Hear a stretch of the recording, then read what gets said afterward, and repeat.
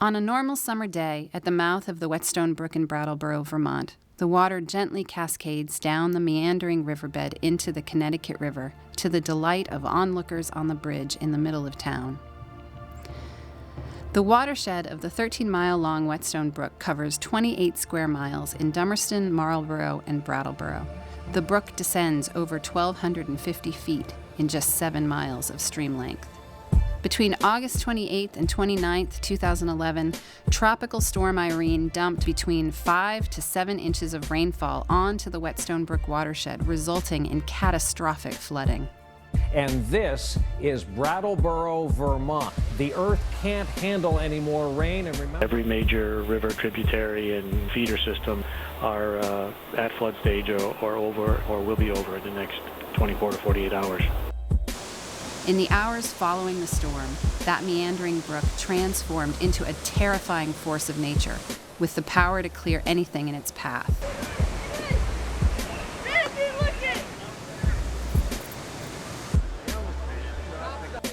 The southern section of Main Street in downtown Brattleboro was flooded under several feet of water.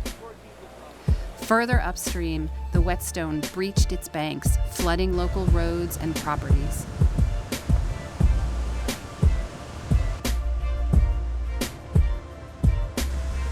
Over a short period, the power of the flood washed away roadways as if they were piles of sand.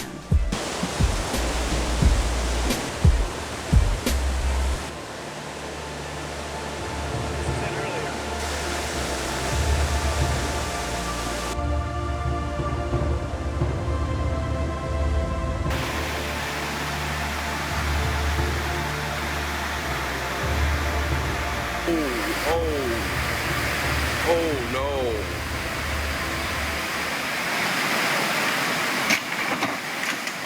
During Tropical Storm Irene, a major sewer trestle and pipe that crossed the Whetstone was ripped out and carried downstream. We had a couple of vac trucks in to start with to get rid of some of the sewer so it didn't all go into the... The Brattleboro Public Works Department maintains and monitors the infrastructure for this entire town of just over 12,000 people.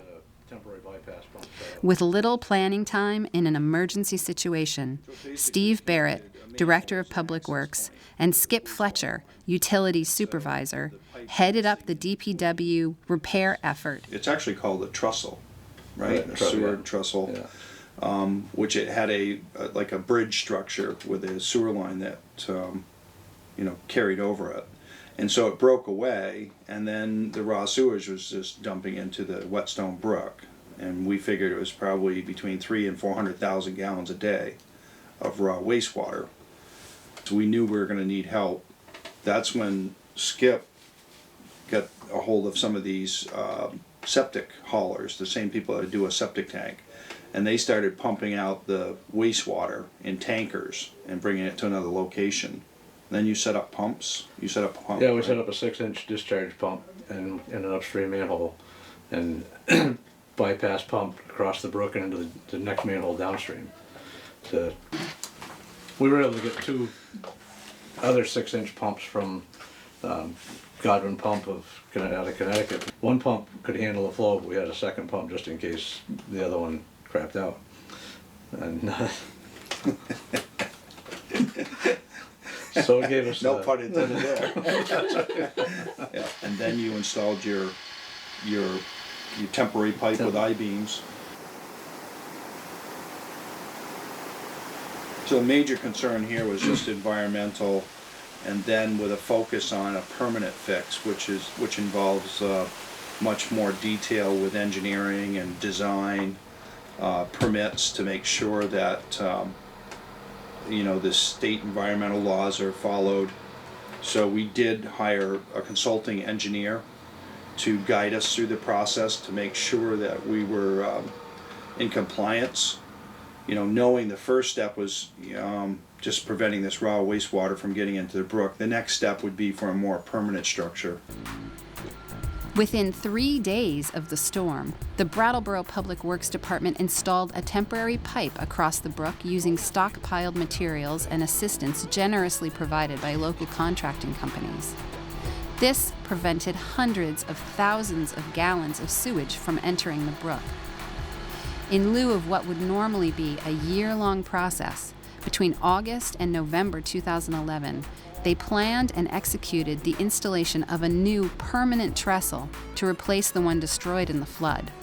The installation begins with the placement of bypass pumps to divert the flow of sewage so work can begin on installing the new trestle.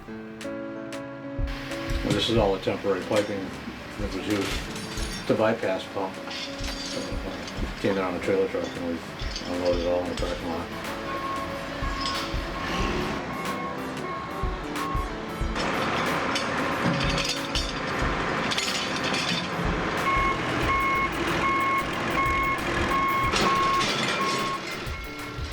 Good because it shows it in segments.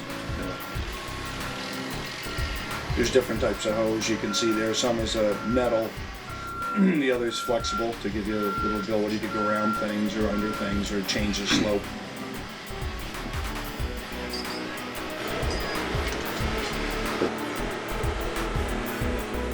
Bags, the big bag there has all fittings for connecting the pipes together and setting up backflow prevention and that type of thing, so check valves and whatnot. That's the manhole that we had to tie into. We actually plugged the outgoing pipe and put the pump right into that manhole and suck it out of there.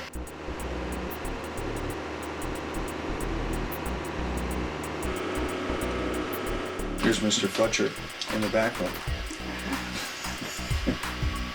Looks familiar. It doesn't happen often, but now and then. There's quite a change in elevation there too, huh? Yeah, it drops down about 13 feet, I'd say. Yep.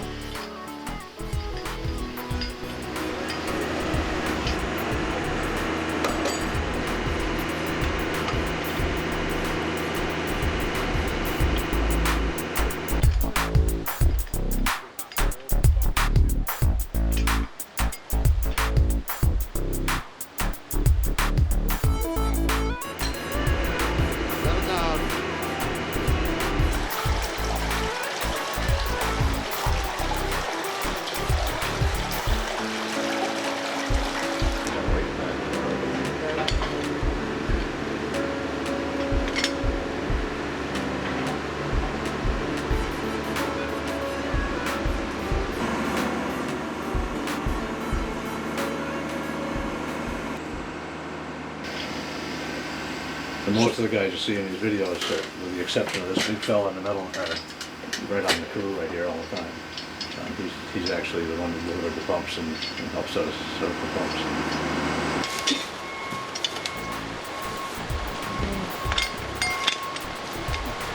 The plywood probably won't even have to take it out, you know? Yeah, we can seal it up.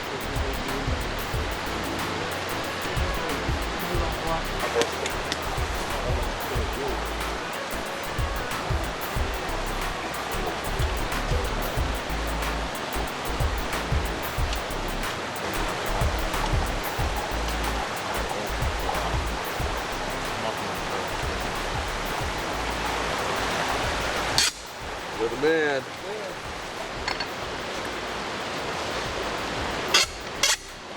Hey.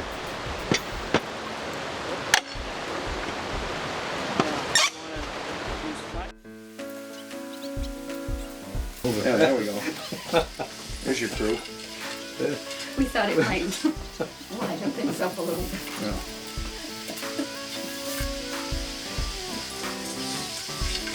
Yeah, the homeowners had to put up with us. You know, we were there for 48 hours straight, you know, around the clock. So it wasn't just daytime stuff. It was overnight. It was, you know, they were very, very good about it. Look how quick you guys are.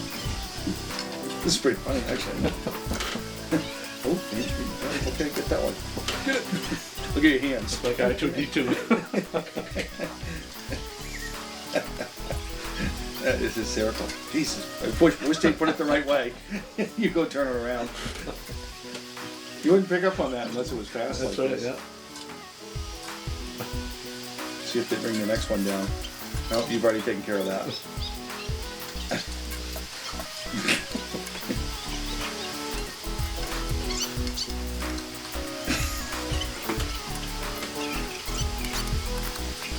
Oh, right on time, That's huh? fine, yeah.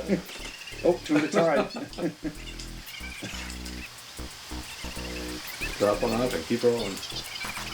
That's them talking to, isn't it? Yeah.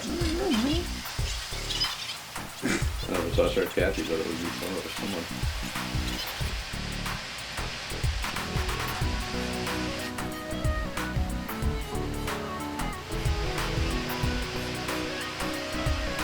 This is set up for the crane to install the new permanent bridge, take out the old one and put in the new one.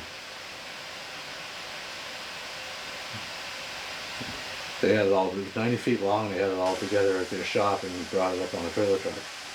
Backed it down into this long driveway down a hill. The new trestle. And we were very fortunate to be able to get this crane at that time because of all the bridges that had washed out. There was a big demand, and so, you know, having this contractor, Renault Brothers, right close to us, they're just down the street from Public Works here on Fairground Road. That was a pretty big advantage. Yeah.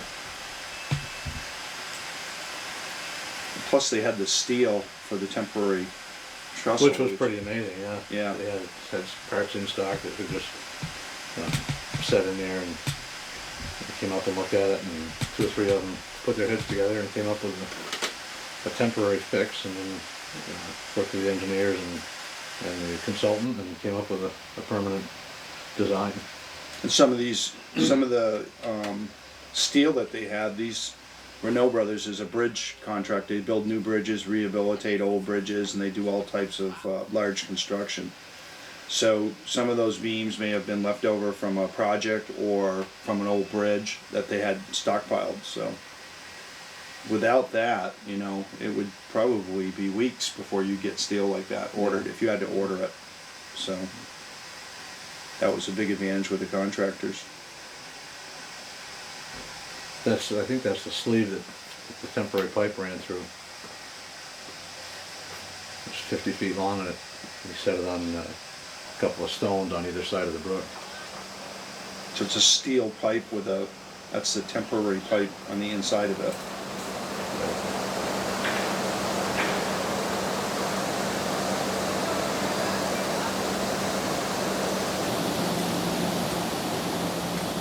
Yeah, this was set up for the bypass pump, the line to go through while the bypass pump was being done. Right. And the steel just downstream of that, those are the steel beams that will be used for more of a permanent structure. Mm-hmm. So this enabled you to bypass pump everything. Yeah. And because it was such a long piece of pipe, it made the span across the brook. So how much time did it take to, set up first this bypass and then set up the permanent one? Well, we got the temporary line in, this upper one here, temporary in a matter of a couple of days, and then that was in place for 6 to 8 weeks before the permanent trestle was built, and we had all the pipe here and the insulation for the pipe and the connectors, and so we had to get a expansion joint to go on the end of the new trestle so that things can move with temperature changes and that kind of thing. And all those parts and pieces take time to get.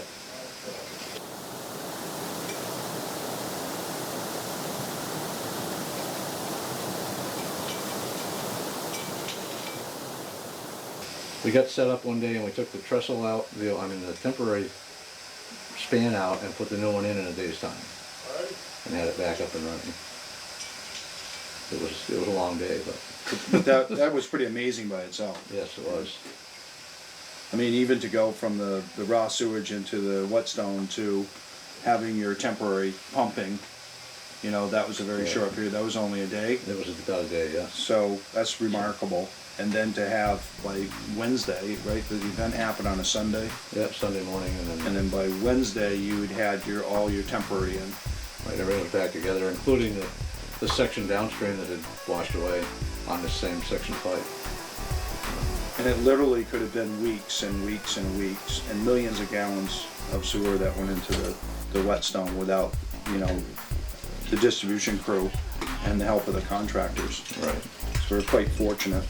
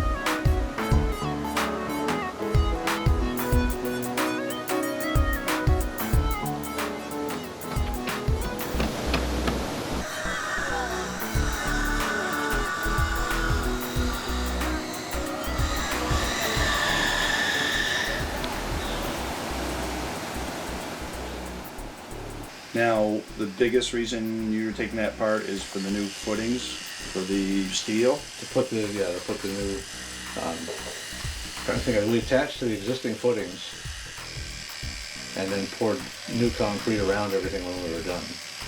So we were able to get the temporary span out and put the permanent one in the same day. Otherwise we'd had to wait for concrete to cure and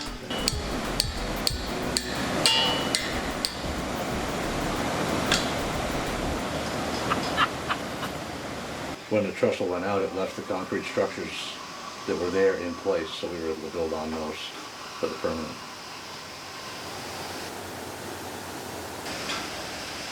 And here's the old one coming out, or the temporary one. Now, they reutilize that steel? I suspect so. We put it back on their truck and they took it back to their shop. That's exactly what he's doing there, right? Yeah. It was that, and that's all the temporary pipe that came off, because we couldn't reuse that pipe. It was the wrong type of pipe to go across the permanent structure. And that's a lot where engineering came in, right? Where Yes. the engineers designed a certain type of pipe, and they also had to make sure the sizes was correct. And then you needed this special expansion joint, right? Yes, we did.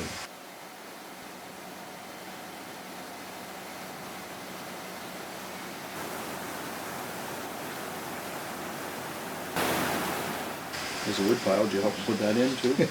we moved it and then put it back. Did you really? Part of it, yeah. You had to move their wood pile? Yeah. So you did handle the We wood. did handle the wood, yes we did. Your wood got stacked twice.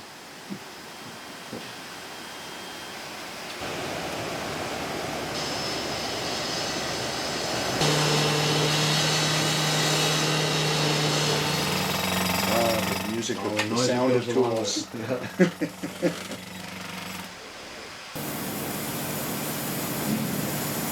Crane operator was, he was amazing because, he just could put stuff right where you want it, and he was just very good. That makes a difference. It was highly skilled.